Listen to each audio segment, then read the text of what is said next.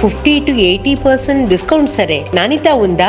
Don't worry. ఏ ఫ్యాక్టరీలో అయితే మిగతా బ్రాండ్స్ మందులు తయారు చేయబడతాయో అదే ఫ్యాక్టరీలో మెడ్ ప్లస్ బ్రాండ్స్ మందులు కూడా తయారు చేస్తారు. Best quality, best price, always మెడ్ ప్లస్.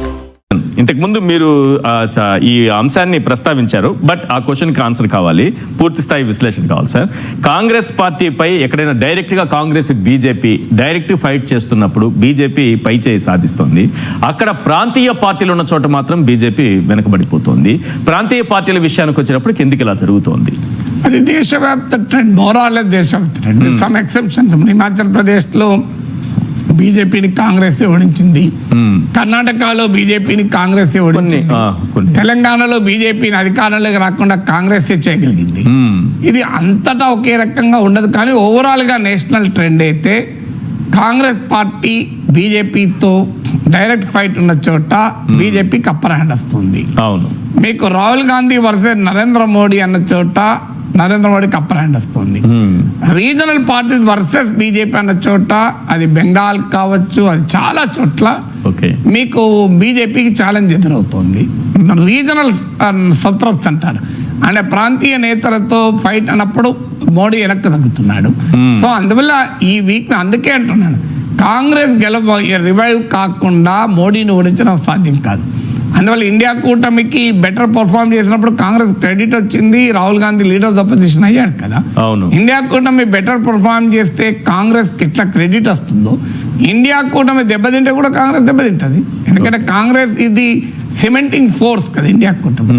అందువల్ల ఇండియా కూటమి గెలుపు ఓటములు అనేది కాంగ్రెస్ రివైవల్ ప్రాస్పెక్ట్స్ పైన ఆధారపడుతుంది. నేషనల్ పార్టీలకి గట్టి పోటీ ఇవ్వగలిగింది ఇంకో నేషనల్ పార్టీ అనడం కంటే ఒక రీజనల్ పార్టీ స్టేట్ కి వచ్చేటప్పుడు ఉంటుంది అనుకోవచ్చు. పాసిబిలిటీ రెండు ఉండొచ్చు, నేషనల్ పార్టీ ఉండొచ్చు, స్టేట్. ఎందుకంటే మన దేశ elections is the sum total of all elections. మన ఒక్కొక్క స్టేట్ కు ఒక్కొక్క రకమైన పోటీ ఉంటుంది, ఒక్కొక్క రకమైన ప్లేయర్ ఉంటాడు. మీరు గమనిస్తే ఒక స్టేట్ కు స్టేట్ కు పొలిటికల్ లీడర్ వేరే ఉంటాడు, నేరేటివ్ వేరే ఉంటది, కాంటెక్స్ట్ వేరే ఉంటుంది, కాంపిటీషన్ వేరే, అన్ని వేరే ఉంటాయి. అందువల్ల ఇండియన్ ఎలక్షన్స్ లో ఒక నేషనల్ స్ట్రీమ్ కన్నా కూడా it's a sum total of all the streams put together. So అన్ని రాష్ట్రాల ఎలక్షన్ మ్యాండేట్ కలిపితే ఇండియన్ ఎలక్షన్ మ్యాండేట్ వస్తుంది.